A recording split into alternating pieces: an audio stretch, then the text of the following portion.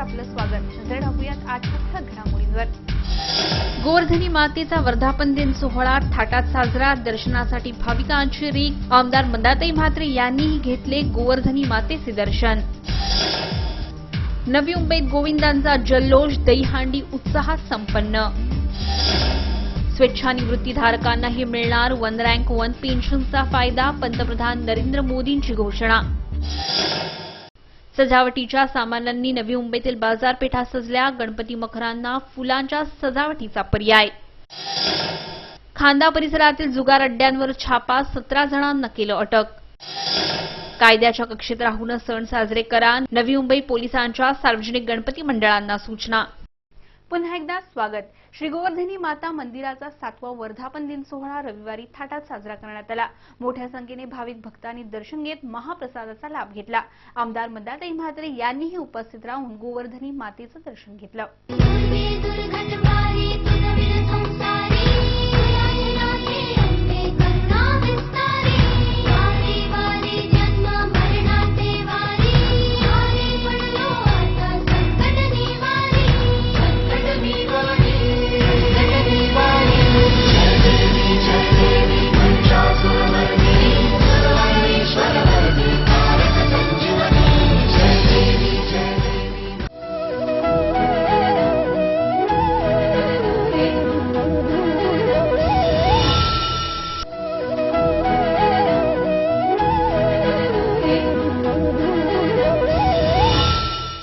CBD Belapur किल्ले गावठाण येथे असणाऱ्या श्री गोवर्धनी मातेच्या प्राचीन अशा मंदिराचा 7वा वर्धापन दिन सोहळा मोठ्या थाटात व उत्साहात रविवारी साजरा करण्यात आला. यावेळी आमदार मंदाताई म्हात्रे यांनी गोवर्धनी मातेचे दर्शन घेतले. सकाळपासूनच विविध धार्मिक कार्यक्रमांचं मंदिरात आयोजन करण्यात आलं होतं. मंदिर परिसरात रांगोळ्या काढण्यात आल्या होत्या. यावेळी संपूर्ण परिसर भक्तिमय झाला होता.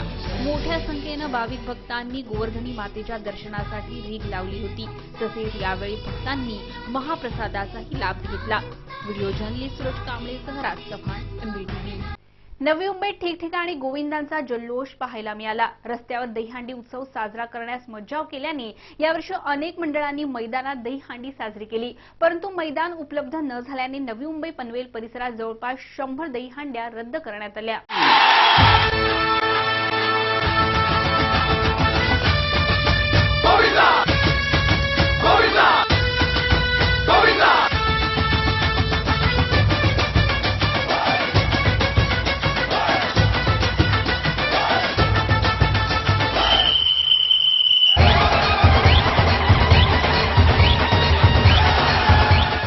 रस्त्यावर दहीहंडी उत्सव साजरा करण्यास मज्जाव केल्याने यावर्षी अनेक मंडळांनी मैदानात दहीहंडी साजरी केली.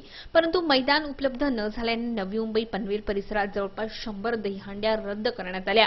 रस्त्यावर उत्सव नसल्याने शहरात कुठेही वाहतूक कोंडी झाली नाही. गेल्या वर्षी शहरात 267 मोठ्या सार्वजनिक हंड्या होत्या. यंदा हा आकडा 167 वर आला. विशेष म्हणजे अनेक मंडळांनी दुष्काळग्रस्तांना यावेळी आर्थिक मदत केली. नवी मुंबईतील गोविंदांनीही मुंबईतील पथकांच्या तोडीस तोड म्हणून थरावर थर लावले. एकंदरीतच मोठ्या उत्साहात शहरात दहीहंडीचा उत्सव साजरा झाला. Bureau report, MBTV. Sunil Chougule sports association ऐरोलीच्या वतीने दहीहंडी उत्सवाचं भव्य आयोजन करण्यात आलं होतं. प्रथमच न्यायालयाच्या व पोलिसांच्या आदेशानुसार मैदानात भव्य स्वरूपात या उत्सवाचं आयोजन करण्यात आलं होतं. मुंबई, नवी मुंबई, ठाण्यातील गोविंदा पथकांनी या ठिकाणी सलामी दिली.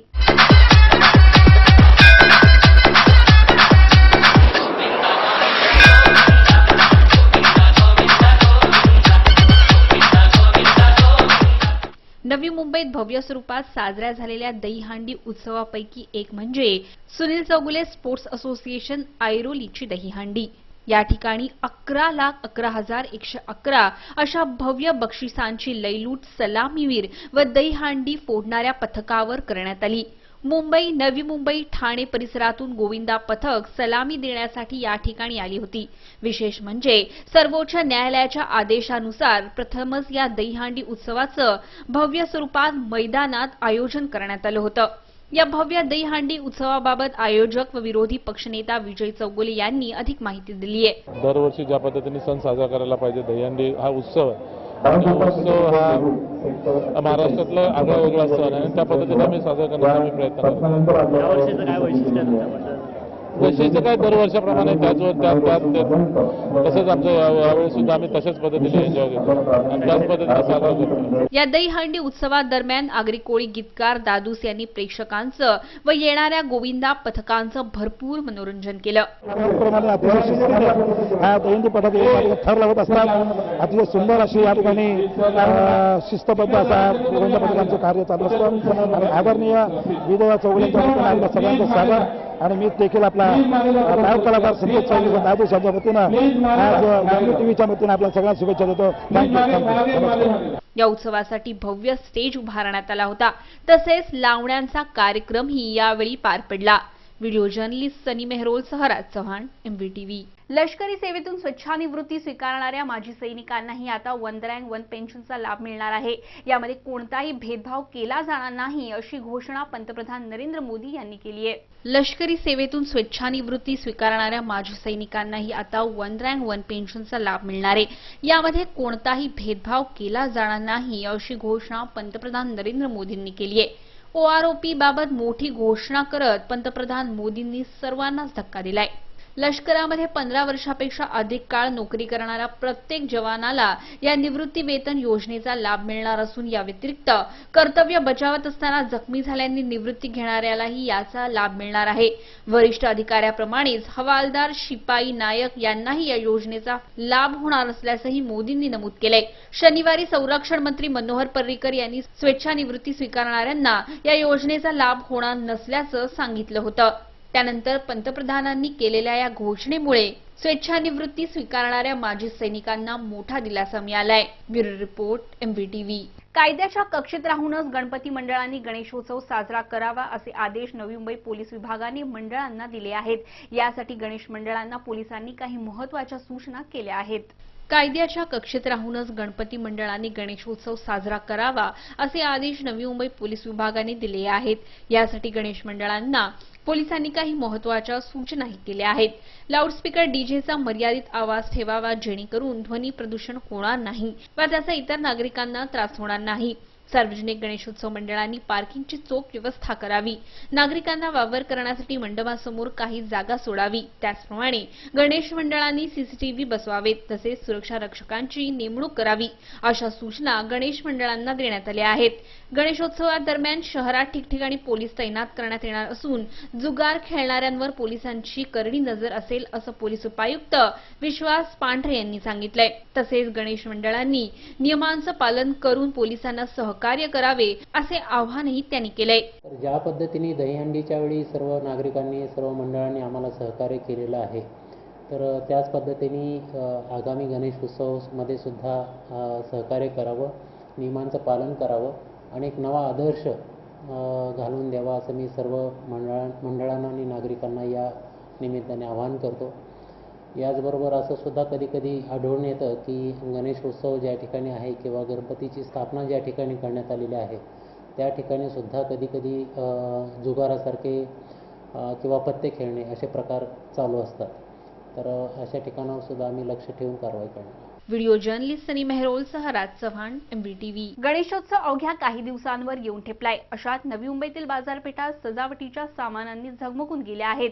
मखराबरोबरच फुलांच्या सजावटीलाही मोठी मागणी असून खऱ्या फुलांबरोबरच कापडी व कागदी फुलांच्या सजावटीलाही ग्राहक अधिक पसंती देत आहेत. गणेशोत्सव अवघ्या काही दिवसांवर येऊन ठेपलाय. अशात नवी मुंबईतील बाजारपेठा सजावटीच्या सामानांनी सजल्या आहेत. सजावटीसाठी थर्माकोलच्या मखरांच्या जोडीला पर्यावरणपूरक मखरही यंदा बाजारात उपलब्ध आहेत. सिंहासन मंदिरासारख्या नक्षीदार मखरांबरोबरच कमळासारखी मखरही बाजारात दाखल झाली आहेत. या मखरांची किंमत अगदी 500-600 पासून ते 15,000 रुपयांपर्यंत आहे. मखराबरोबरच फुलांच्या सजावटीलाही मोठी मागणी आहे. ऑर्किड, जरबेरा, कान्हेरी यांसारख्या फुलापासून बनवलेल्या कमानीही बाजारात उपलब्ध आहेत. याशिवाय कापडी, कागदी व प्लास्टिकच्या खऱ्या फुलांप्रमाणे दिसणारी फुले, विविध रंगी फुलांच्या माळा, तोरणही ग्राहकांचे विशेष लक्ष वेधत आहेत. Video journalist Suraj Kamble, MVTV। वातानुकूलित लोकल पुढील वर्षी जानेवारीत पश्चिम रेल्वे मार्गावर धावणार असल्याची शक्यता आहे। चर्चगेट ते बोरिवली दरम्यानच्या जलद मार्गावर ही रेल्वे चालवण्याचा विचार आहे। तसंच या ठिकाणी 75 आणि 100 रुपये तिकीट आकारण्याचा विचारही केला जात आहे। वातानुकूलित लोकल पुढील वर्षी जानेवारीपर्यंत पश्चिम रेल्वे मार्गावर धावणार असल्याची शक्यता आहे।